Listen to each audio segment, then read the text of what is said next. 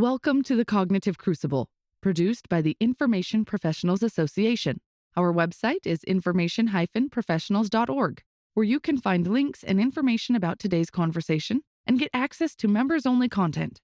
Join John Bicknell and explore all aspects of our generational challenge, cognitive security. The Cognitive Crucible is a forum that presents different perspectives and emerging thought leadership related to the information environment. The opinions expressed by guests are their own and do not necessarily reflect the views of or endorsement by the Information Professionals Association. My guest today on the Cognitive Crucible is Jake Bebber, who is an officer in the United States Navy. He holds a PhD in public policy from the University of Central Florida. He served in numerous information warfare roles and has written extensively on the topic. Jake Bebber, welcome to the Cognitive Crucible. Hey, thanks so much. I really appreciate the opportunity to come and talk on the show. Yeah, Um, yep. Do you have something else you want to say at the top? oh yeah, I was just gonna, start with the Yep. standard disclaimer as I am on active duty in the United States military. Want to remind everybody that the opinions and discussions here do not reflect those of the United States government, the Department of the Navy, or any federal agency I've ever been working with. I would also like to take a small moment to thank the Andrew W. Marshall Foundation and the Hudson Institute for their generous support of my research. I'd also like to thank the Cognitive Security Institute, which is a professional network of community members dedicated to anticipating, adapting, and outsmarting manipulative threats. I did send a link below as well. So Yeah, let's get started. and the Cognitive Security Institute, I've chatted with those fellows before as well. They are, I guess maybe among other things, one of their major lines of research is active inference and the free energy principle. Are you conversant in those topics, Jake? I am not. Okay, okay, Just so we understand, I am a sure, liberal arts major. So okay. if you wanna start talking hardcore stuff, I'm probably not your guy, when it No, comes that's to the cool. things. Yeah. Okay. Good to go. Yeah. But also to our audience, I was super excited to come across Jake's work on. But by the way, cognitive warfare is going to be the umbrella topic here today. Mhm. But I was super excited to come across Jake's work because as an officer in the United States Navy, there has been uh, a dearth, a gap in the forum coverage from Navy thought leaders and Navy voices. We've had, people on from the Army, Marine Corps, Air Force, but relatively few folks from the on active duty in the United States Navy. So really glad to have you on board here today, Jake. So we're going to talk about cognitive warfare, but as maybe a little bit of a scene setter, and before we get too deep into this specific topic, could we start by getting your assessment of our strategic landscape? Okay, sure, yeah. Thinking about things today, where we stand, are we living in unprecedented times, or is history echoing back at us just louder than normal? I'd like to begin with a bit of ancient wisdom, which I like to remind folks of. It comes from the book of Ecclesiastes. What has been will be again. What has been done will be done again. There's nothing new under the sun. There is a tendency within the national security community to treat the present moment as unique in our history. Mhm. And while we are, by all rights, a pretty young country by most standards, we're celebrating, for example, the 250th anniversary of the Battle of Lexington and Concord. Um, there still remains parallels to the past. For example, rising great power competition, to include the reordering of alliances, rapid technological change, rising nationalism, populist movements, fracturing of globalization, military buildups, and naval arms races. We could easily be talking about today or just prior to World War I. We could turn to an era defined by post-pandemic economic recovery, inflation, debt, increasingly assertive authoritarian regimes, deep debates within America about the role of American power, and leadership in the role in the world and major challenges to global institutions. This may be America of 1929 or America of 2019. We could look at a period defined by increasingly polarized political environments, social unrest, declining trust in social institutions, economic challenges like energy security, inflation, uncertainty about U.S. commitment and competence, and a shift of defense priorities toward peer adversaries.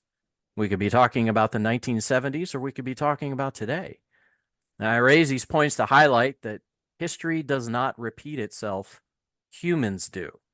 Human nature is constant, for good or for bad. Circumstances change, but the patterns of behavior endure. Now, make no mistake, the challenges we face today specific to American national security are great. The erosion of our advantage in precision strike capabilities, the introduction of disruptive and dual-use technologies, the challenge of a Beijing-Moscow alliance against the United States, its friends, partners, and allies, and advances in technology like artificial intelligence and machine learning have enabled a higher success rate in predicting the responses or outcomes to the topic we're talking about, cognitive warfare capabilities, that modeling and more traditional capabilities of the past could not do. Cognitive warfare capabilities can be developed, modeled, employed, and refined at speed and at scale today. And this is a dangerous shift in the very nature of conflict, targeting not just military assets, but our own perceptions, beliefs, and decision-making processes. This is a challenge we must understand deeply and prepare for swiftly. But while we certainly face these great challenges of our times, we should constantly remind ourselves that these are human problems and not just technological problems. Yeah, that's a great perspective for sure. I don't think you use these words, but people will frequently talk about being at an inflection point, right? Yeah. Back up to the top of your Yeah. of what you're talking about. Yeah, I mean, since we're living in our own time. It's maybe some kind of like recency bias or something Oh, yeah. like that to Presentism, right? presentism. It's Yeah. yeah, easy to assume that, well, I mean the most important person in the world to me is me, right? Well, that's true. Yeah, It as it should, yeah, I mean, there is, I mean, not being silly about it, but Yeah. I Yeah. mean, each individual life is precious, and Hmm. that's kind of the way we we look at the world as if we're peering out and it's all about me. But anyway, I totally agree with you. There's some signal in the noise, or some human repetitiveness. Hmm. We're all still human meat sacks with Yep. with lizard brains and all that kind of stuff that has some commonality Hmm. throughout history. I think maybe is some of what you're trying to say. But we've got this new technological Sure. interface Hmm. that we're grappling with that is causing us some serious challenges at the moment. Um, Absolutely. do you think perhaps Jake, you could just take a moment and give a little bit more of your background so our audience has a little bit more context as to who you are, where you've been, what you've done? Sure. Sure. I was fortunate enough to join the Navy pretty late in life. I was actually 35 when I Mhm. reported to officer candidate school in Pensacola, Florida. Wow. Since yeah, it seemed like a good idea at the time. That was what year? That was 2007, 2006, Okay, got it. fall of 2006. Yeah. Since then, I've had the opportunity. I got to deploy to Afghanistan in support of a provincial reconstruction team. I led direct support teams on board submarines. I've served on the 7th Fleet staff in Japan, worked at U.S. Cyber Command, served as a cryptologic resource coordinator for a carrier strike group. I was the executive officer at an information warfare training command, and I've worked on the staff of U.S. Special Operations Command. So, kind of had a lot of variety in my career and been very fortunate to be in the Navy at this particular time in my Yeah. life. All right. Really Excellent. enjoy it. Yeah. Thanks for that recap. All right, so let's get into cognitive warfare, and maybe can we start by, asking, do you make any significant, do you distinguish between information warfare and cognitive warfare? Absolutely, very much so.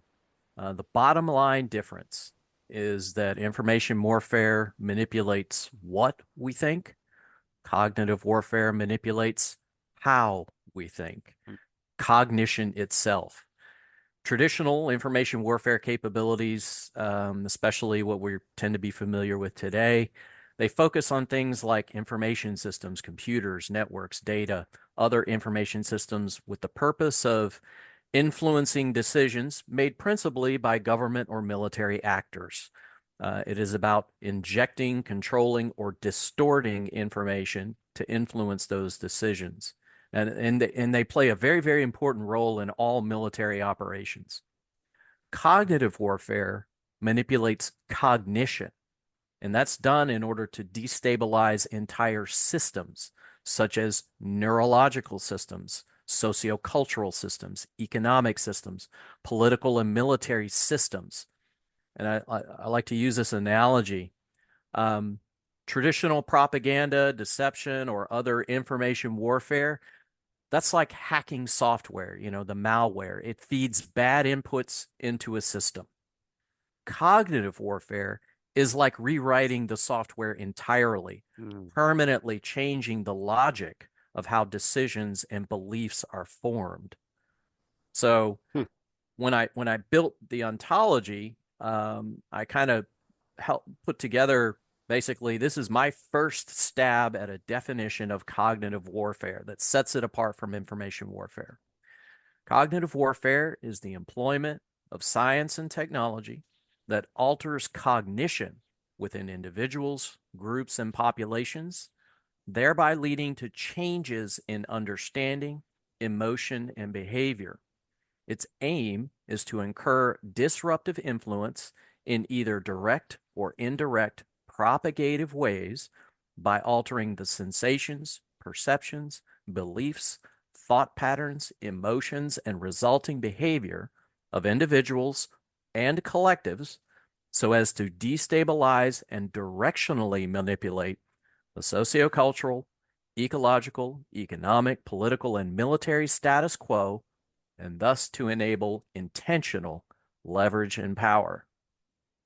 Wow. So I think in 2017, information was um, promoted to its own warfighting domain. I think I've got that right. I think that was in 2017. Do you, Was it information or cyberspace? I thought it was information. Maybe could be Yeah. both. And we Yeah. tend to kind of float on this spectrum where Hmm. sometimes what we're referring to is information space or cyberspace. It could be both. Uh, Um, yeah.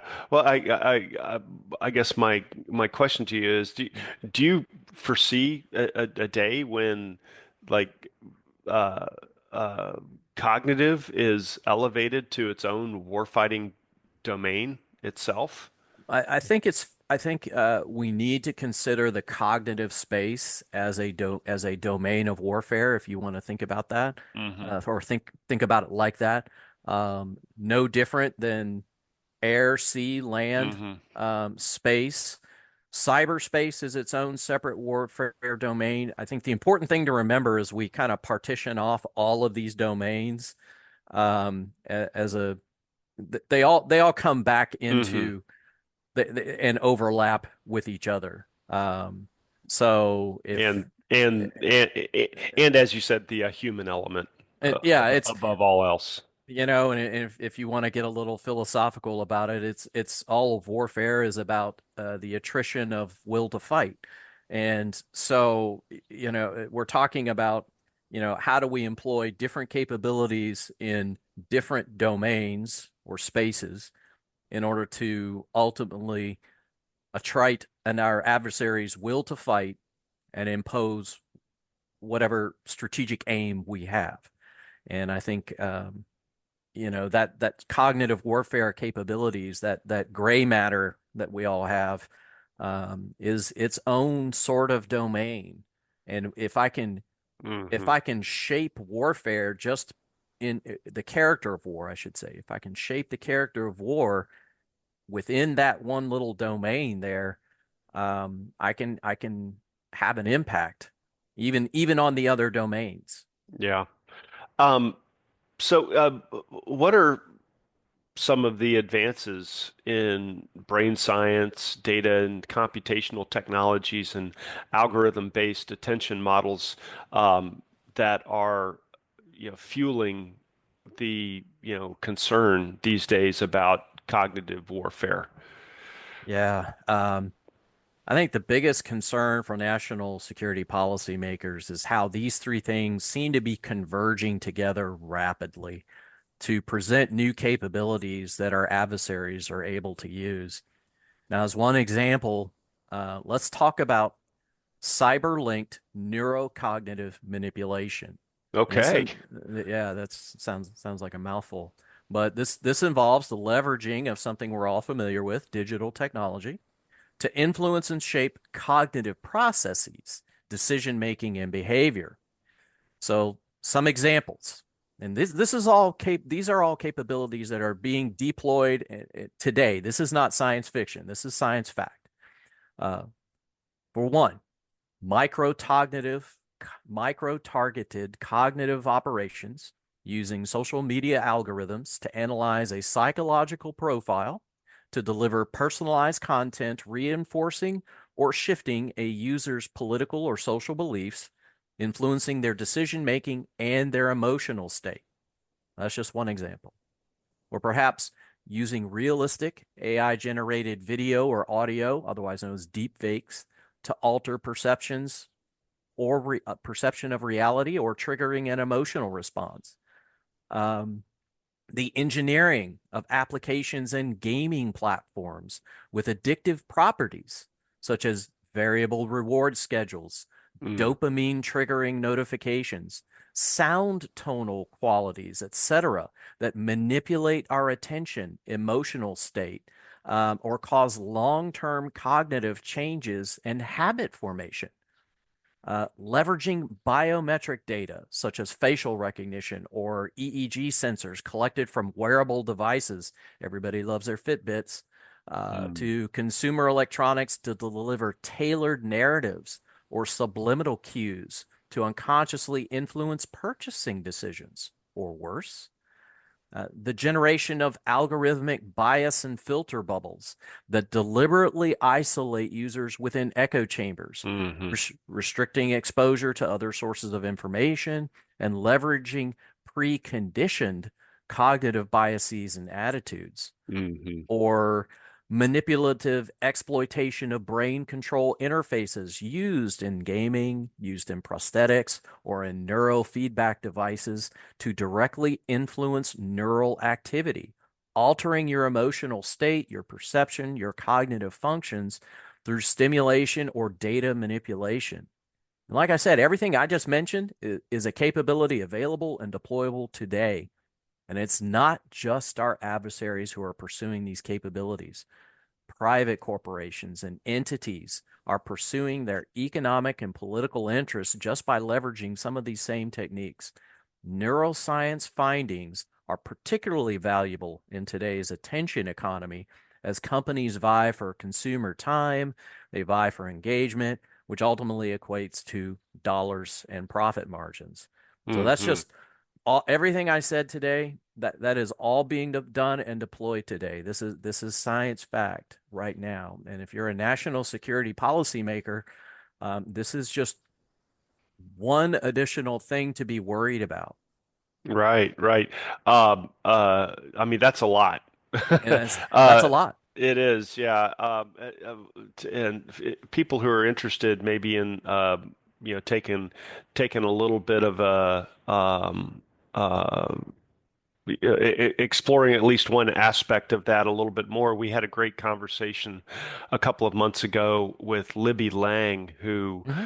is talking about algorithmic cognitive warfare. And what she talks about, Jake, and you mentioned it as well, but how adversaries are deliberately like hurting people into micro communities, and micro is a relative number. I mean, I'm not talking about five people in a micro community. I'm probably, Hmm. I don't know, 50,000 people in a micro community, or maybe 10,000. But anyway, but putting people into, these conceptual communities, and as you said, using these techniques to, warp, distort, reinforce, nudge these Hmm. communities in ways that are to the advantage of, let's say, China. But Hmm. I thought that was a pretty interesting discussion. But that seems to align with the kinds of concerns that you have as well. Yeah, and I think when we start talking, one of my colleagues and I were talking about the use of algorithms, and we kind of came to the conclusion that in many ways, to use an old military doctrine term, the algorithm may be the center of gravity. Mm, It's not the force, it's the algorithm. Um, mm, Interesting concept there, but when you start thinking about military planning assumptions, what sort of algorithms are you dealing with, and how do they impact decision cycles? right, right. This other fella that I just had, this just came out fairly relatively recently. A guy named Paul Buvarp. He's actually from Norway, Hmm. a thinker from Norway, but he was describing as well ways to just completely bypass our um, historical information filters, where we're, you know, deceived to consume information, Hmm. which yeah, I'm not saying it quite right. The provenance of the information is assumed to be more valuable than it in fact is. And his Hmm. really simple example was, if maybe, okay, so maybe this doesn't apply today, but the example tries to demonstrate the point. So like, let's just say like 50 years ago, if you were to read something on a sheet of paper and it was typed up, you could make the assumption that, well, this is There's a something. certain legitimacy, Yeah, right? this is typed. Yeah, It's not handwritten. It right. it must be Hmm. it must be, like you said. It looks authentic. It looks That's right. official. Yeah, yeah, yeah. So Yeah. there's a way of presenting things Hmm. which make people assume, well, because of the way it looks or smells or feels or whatever, Hmm. it must be more authentic than it truly is, and Hmm. just completely blowing past these kinds of whatever multimodal sensor filters that we have to assess whether or not something is worth our attention or is worth putting into the, Right. probably true category. Yeah, legitimacy and trust is a thing that and that's as old as warfare Mm, itself, hmm um, engendering legitimacy, trust, and authority and authenticity. Um, right. And the same, I guess, could be said about the desire to find influencers, community influencers, or people who are already mhm. have the trust and respect of an audience, right? And Right, yeah. finding who those people are, and somehow co-opting them to, carry Sure. a message. What, and again, whether it's in a commercial Hmm. setting, selling a soft drink or Yeah. deodorant, Yeah. or in a national security setting. Absolutely, yeah. That sense of when the the person that we find authentic or relate to, but why at the end of the day you may question yourselves, why do I care about the fact that Tom Brady is advertising for this particular product, you Hmm know? Yeah. So it's but it kind of gets back to some of that original thinking of this is not new. Attacking authenticity, attacking legitimacy, or trying to graft yourself onto something. Um, by using that as a front, that authenticity, it kind of also gives permission, right? If I see this individual or this group or somebody that I am naturally predisposed toward advocating for something, like buy this product, Hmm. um, then I kind of have that sense that it's okay because I should do this. So Yep. it it's in many ways, cognitive warfare. What makes cognitive warfare different, I think, is that our advances in the brain sciences have we've gone so far ahead of where we were just 10, 20, 30 years ago, even.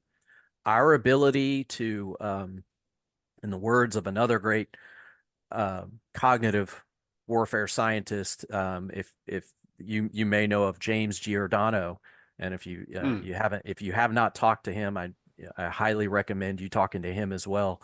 But he talks about the fact that our ability collectively is to access, assess, and affect the brain is exponentially greater today. And through the use of everything that I was just talking about, everything from wearable devices to now we're talking about brain implants. Hmm. Entire business models are being built right now around brain implants. And Yeah. so just think about that.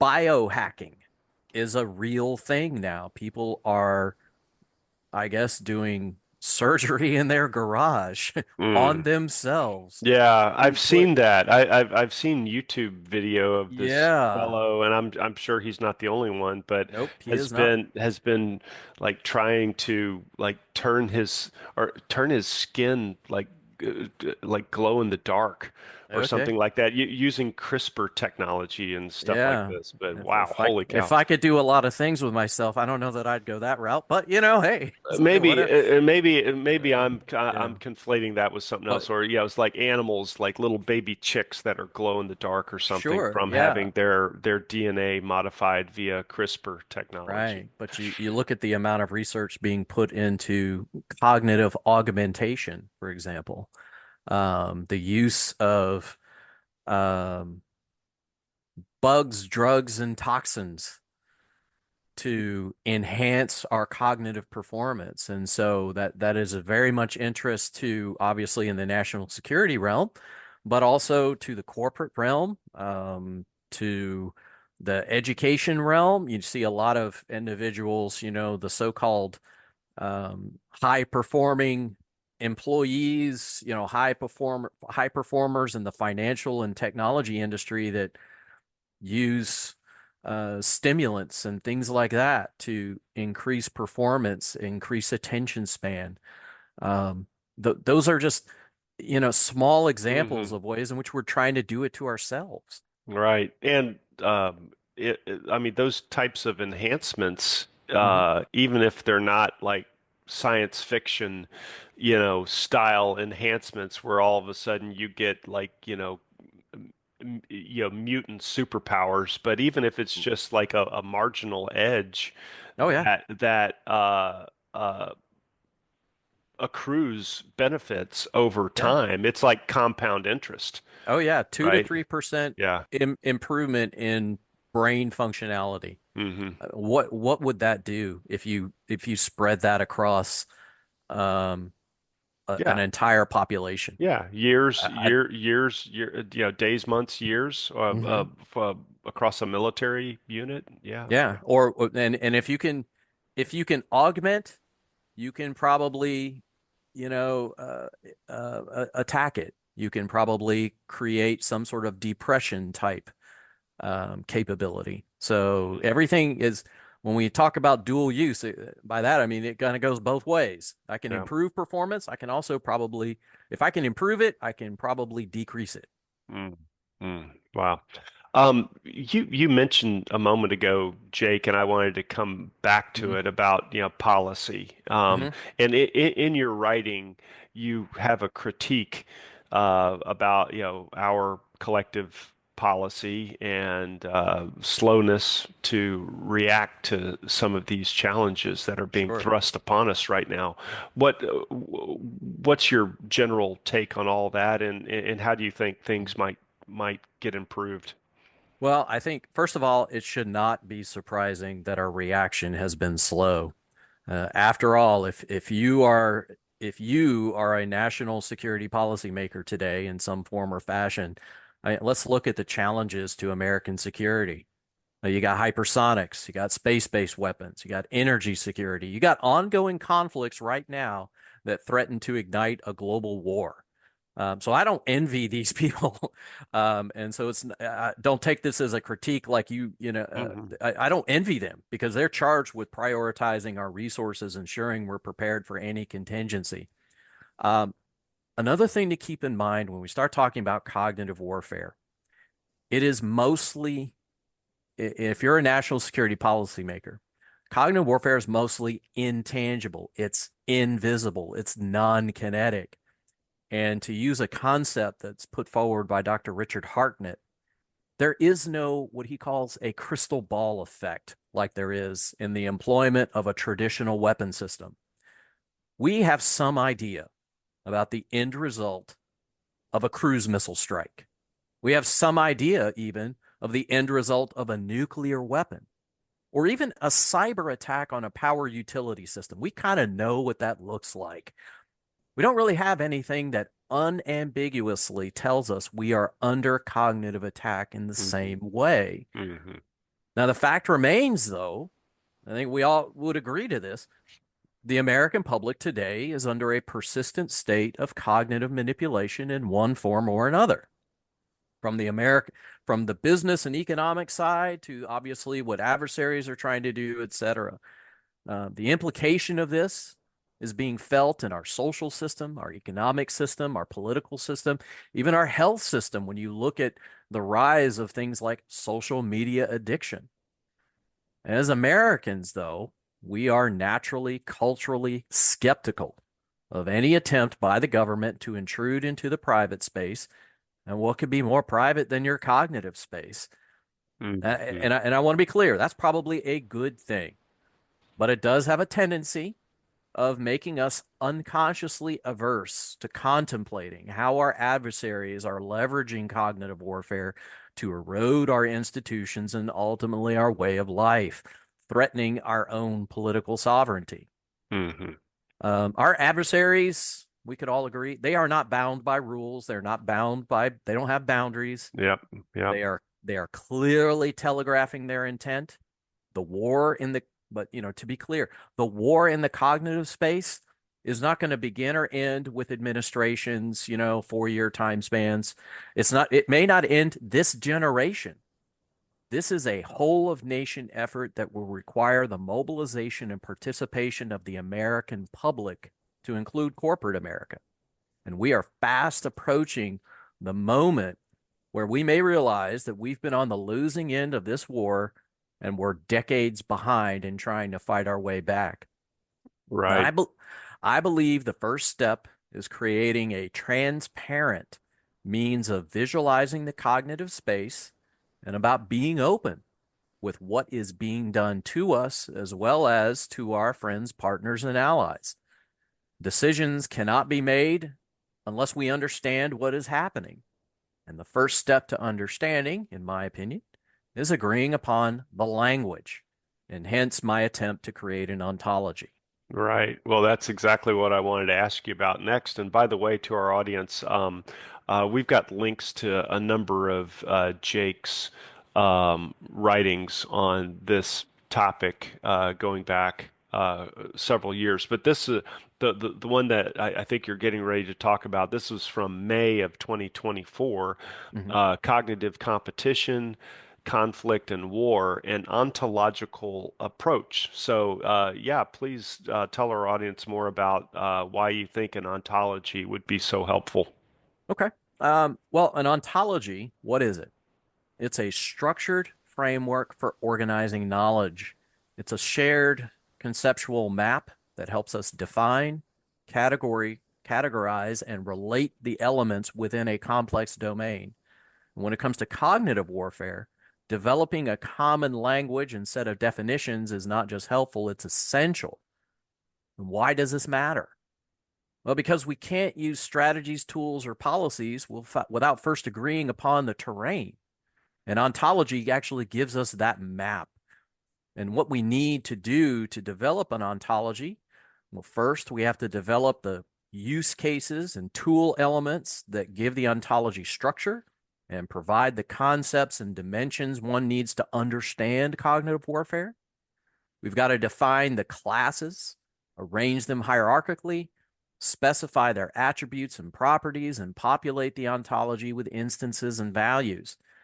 And finally, this process is iterative. It allows for constant refinement as our understanding grows.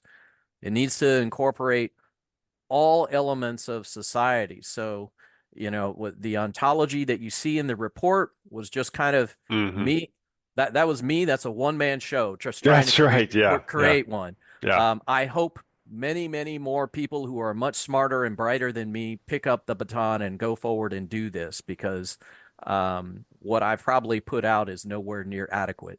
But I think we're never going to get to we're never going to get to understanding until we actually agree on language. Words mean things. And this is a process by which we collectively come together and agree on what needs to agree on what the landscape is. How then, once we've agreed on the language, we can then perhaps begin to build a way to visualize the space. And once we can visualize the space, I think that gets at a lot of that that intangible problem I previously mentioned. We can actually go to a decision maker and show them visually, this is what is being done to you today, right now. Yeah. And imagine if you're a doctor and you didn't have access to an MRI or an X-ray. At some point you kind of need to understand what's going on under the car hood within the body system. And so our ability to visualize the body space has radically improved medicine. Well, this is no different. And I think that's really where we've got to get to, is define the language, visualize the space. And then once we define the language and visualize the space, we can operationalize the space, which is a kind of a military type term. But, how do we conduct operations to defend ourselves, as well as achieve our strategic goals? Right. Now, this paper, I really do, for those who are interested in this topic, check it out. You've got a couple of really nifty diagrams that, um, perhaps like you said, this is all coming from you, and so there's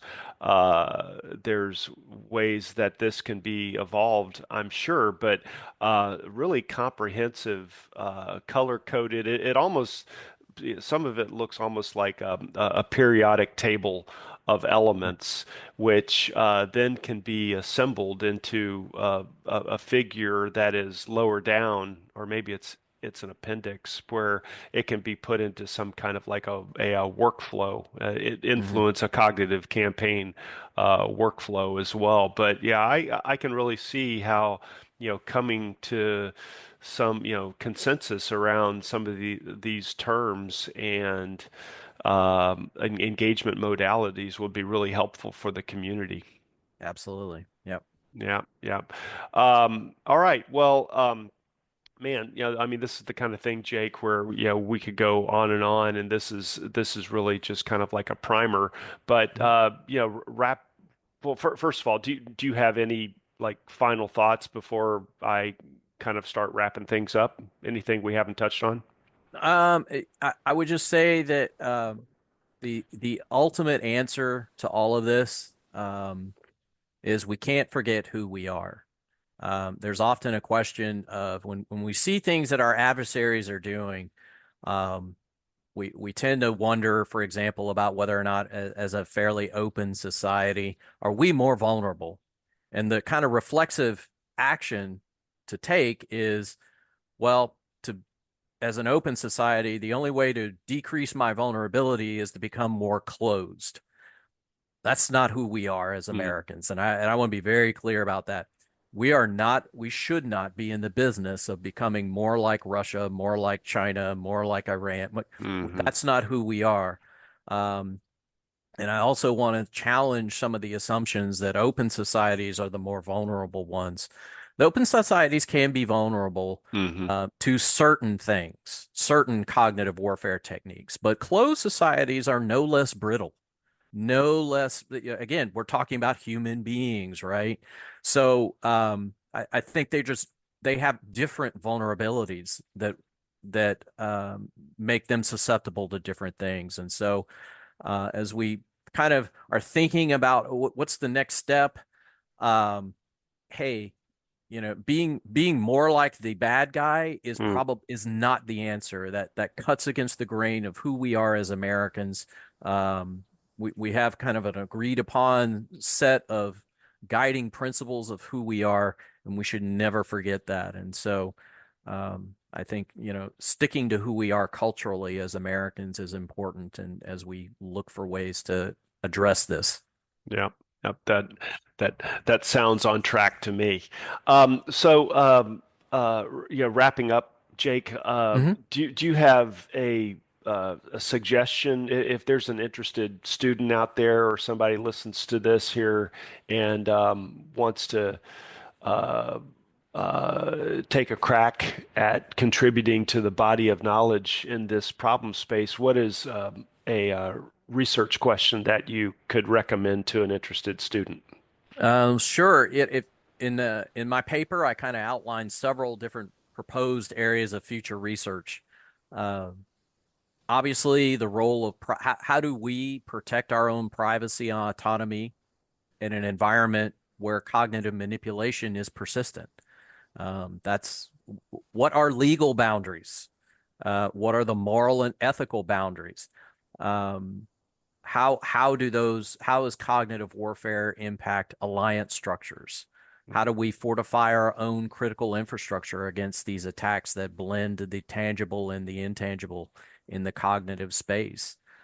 How do we make sure that democratic systems remain tenable? What are the best ways to organize and compete in this space? Who might the key stakeholders be? I think we need to look beyond the traditional national security ecosystem, which is principally defense and intelligence community. And some of the more, I think we need to bring in key people from the world of entertainment, from the Mm, world of what's being called today influencers, social media, cybersecurity experts, other domains that we're not normally used to seeing be at the table when we're talking about national security. yeah. We need to bring them on board. What lessons might we draw from the past, especially the Cold War? Again, we played this game before. We played the game against a long-term peer competitor where the survival of not only our country, but humanity was at stake. Let's remember that. And the people who were alive and help us fight the Cold War, they're still alive today. There's a lot of lessons there. Yeah, yeah, So, that's there. That's a rich bunch of topics for mhm. someone to consider. So thank you for that. And then finally, what's a good book or or maybe an online resource that people might check out if they're interested in these topics? Well, definitely, I would say look at the Cognitive Security Institute. Hmm. I think I provided that link. I recommended a book from James Giordano, um, but I would also say if you just Google on YouTube videos, a number of his lectures are available online. He gives a great talk at West Point, for example, called "The Brain as Battle Space." I would recommend if you want to understand an adversary's perspective on it.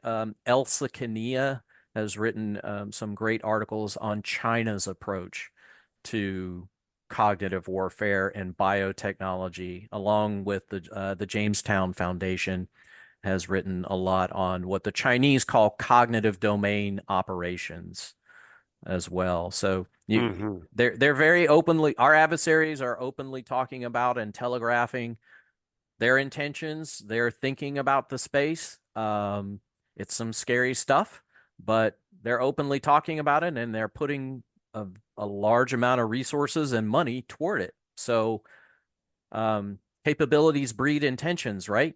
Yep. And where they put their money is the capabilities they're investing in, and they're investing heavily in this space. So I think that's something that as we prioritize out our national security priorities, ultimately priorities are what we put in budgets. Budgets are our priorities, not a lot of fluffy papers. Yep. Budgets. Yep. That the old saying goes, show me your budget and I will show you your priorities. Yeah. So Yeah. um, For we need sure. to invest some resources there. Yeah, for sure. All right. Well, wow, that was quite a gallop across the cognitive warfare landscape with some great suggestions and way ahead. So, with that, Jake Bebber, thank you so much for being a guest on the Cognitive Crucible. No, my pleasure. Thanks a lot, and have a great day. The Cognitive Crucible is the only podcast dedicated to increasing interdisciplinary collaboration between information operations practitioners, scholars, and policymakers. To find out more about the Information Professionals Association, visit us at information-professionals.org. Please support our podcast by giving us a 5-star rating and leaving a review.